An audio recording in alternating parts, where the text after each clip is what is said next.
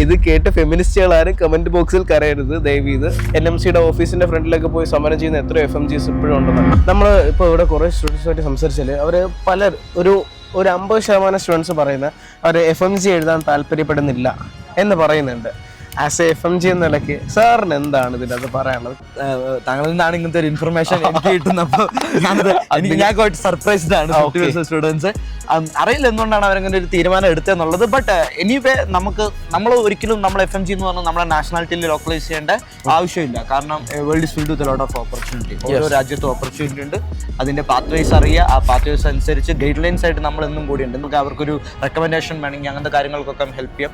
Definitely നല്ലൊരു ഇനീഷ്യേറ്റും കൂടിയാണ്. കാരണം FMG എന്ന് പറയുമ്പോൾ ഒരു സ്ക്രൂട്ടിനി ഫേസ് ചെയ്യുന്നുള്ള ഒരു ഭയം ഉണ്ടാവാം. അങ്ങനത്തെ ചിന്തയുള്ള കുട്ടികളുണ്ടാവും. ഓഫ് കോഴ്സ് അവരൊരു വേറെ രാജ്യത്ത് പോയി കരിയർ ടോപ്പ് ചെയ്യുന്നത് എന്നും ഒരു FMG എന്ന നിലയ്ക്ക് ഞാൻ പ്രൗഡ് ആവുന്ന ഒരു കാര്യമായിരിക്കും. അവർ വേറെ രാജ്യത്ത് ഓൾറെഡി നമ്മൾ പൊതുവേ ഒരു സംസാരമുണ്ട് FMGസിന്റെ കാര്യത്തിൽ.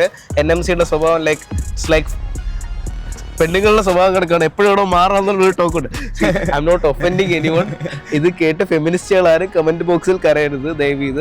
NMCയുടെ ഓഫീസിന്റെ ഫ്രണ്ടിലൊക്കെ പോയി സമരം ചെയ്യുന്ന എത്ര FMGs ഇപ്പോഴും ഉണ്ടെന്നറിയാം. ഡെഫിനറ്റ്ലി ഇതിൽ ലോകത്ത് വേറൊരു മെഡിക്കൽ കൗൺസിലും ഉണ്ടാവില്ല. കുട്ടികളെ ഒന്ന് ഉപദ്രവിച്ചേക്കാന്ന് വിചാരിച്ച് റൂൾസ് ഇറക്കുന്ന ഒരു മെഡിക്കൽ കൗൺസിലും ഉണ്ടാവില്ല. അത് നമ്മുടെ നാഷണൽ മെഡിക്കൽ കൗൺസിൽ ആയിരിക്കും. പക്ഷെ ഇതിന്റെ വേറൊരു ഫാക്ട് എന്ന് വെച്ചാൽ അത് നമുക്ക് കൺട്രോൾ ചെയ്യാൻ പറ്റുന്ന ഒന്നല്ല. നമ്മൾ ചെയ്യാന്ന് വെച്ചാൽ നമ്മൾ പഠിക്കുക, നമ്മൾ അന്നേരത്തെ ഗൈഡ് ലൈൻ നോക്കുക, അഡ്മിഷൻ എടുക്കുക, പഠിക്കുക. അത് മാത്രമല്ല, നമ്മൾ അതിനെക്കുറിച്ച് അത്ര ബോധേടാവാറില്ല. കാരണം ഇത് ഞാൻ പഠിക്കാൻ പോകുന്നതിന് 2 കൊല്ലം മുമ്പേ ഞാൻ കേൾക്കാൻ തുടങ്ങിയ ഒരു കാര്യമാണ് ഇങ്ങനെ ഗൈഡ് ലൈൻ മാറും. പക്ഷെ നമ്മളത് ബോധേടാവണം. നമ്മൾ കറക്റ്റ് ആപ്റ്റായിട്ടുള്ള യൂണിവേഴ്സിറ്റി നോംസ് പാലിക്കുന്ന ഒരു യൂണിവേഴ്സിറ്റി സെലക്ട് ചെയ്യുക, നമ്മൾ പഠിക്കുക എന്നുള്ളതാണ്. ഇത് ഒരു ആ ചെവിക്കട കെട്ടി ചെവിക്കട ചില സമയത്ത് കളയേണ്ട ഒരു അവസ്ഥയാണ്. ഒരു കൗൺസിൽ ഒരു ഗൈഡ് ലൈൻ പുറപ്പെടുവിക്കുക, ഗൈഡ് ലൈൻ ഒരു ചെവിക്കട എടുത്ത് ഈ ചെവിക്കട കളയേണ്ട ഒരു സാഹചര്യമാണ്.